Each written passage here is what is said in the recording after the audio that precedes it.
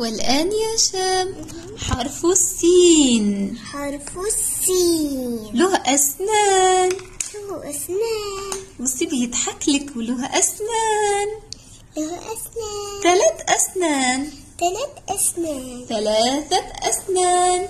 3 أسنان. سمكة. سمكة. سمكة. سمكة.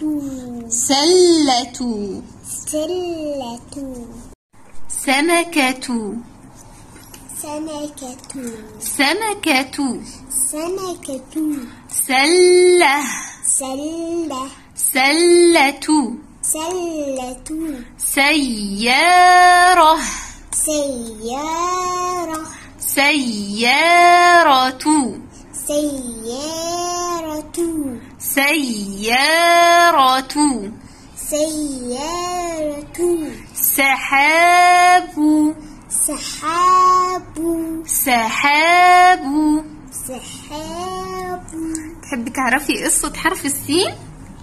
في يوم من الأيام ذهبت سالي إلى السوق إلى السوق وأخذت معها سلة جميلة سلة جميلة واشترت السمكة اللذيذة. السمكة اللذيذة. أحسنتي. وركبت السيارة. وركبت السيارة مع أبيها. مع أبيها. ونظرت إلى السماء.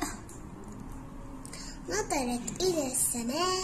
فرأت الغيوم والسحاب يملأ السماء. ورأت الغيوم ورأت الغيوم والسحاب يملأ السماء. يملأ السماء. أحسنتي. يملأ السماء. يملأ السماء. أحسنتي. والآن يا شام هيا بنا نعرف أشكال حرف السين. سين. بصي سين منفردة. سين منفردة. بعد الحرف الرافس. بعد الحرف الرافس. وسين بأول الكلمة. أشري عليها يلا. سين بأول الكلمة. أحسنتي. سين بآخر الكلمة. سين بآخر الكلمة. أشري لي عليها يلا. أحسنتي. وسين بوسط الكلمة. وسين بوسط الكلمة. أشري كمان عليها. وين السين بوسط الكلمة؟ أحسنتي. طيب الآن استمعي يا شام وشوفي هتاخدي أي شكل من الأشكال دول وتكتبيه في الكلمة علشان تكون صحيحة. لسان. لسان. أي سين فيهم أي شكل؟ لسان. لسان. هتختاري لها أي شكل من الأشكال دول يا شام؟ أيوة. سين وين بالكلمة؟ بالنص. بوسط الكلمة. أحسنتي. اكتبيها. حبابة ماسكة في اللي قبلها واللي بعدها كمان صح؟ أحسنتي.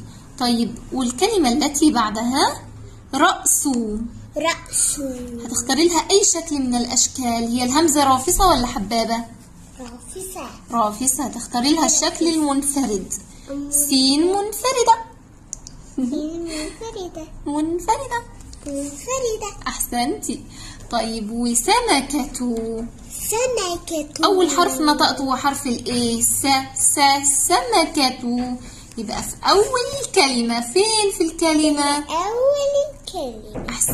أحسنتي. اخترنا السمكة سين بأول الكلمة. بأول الكلمة. أحسنتي. وآخر كلمة شمس.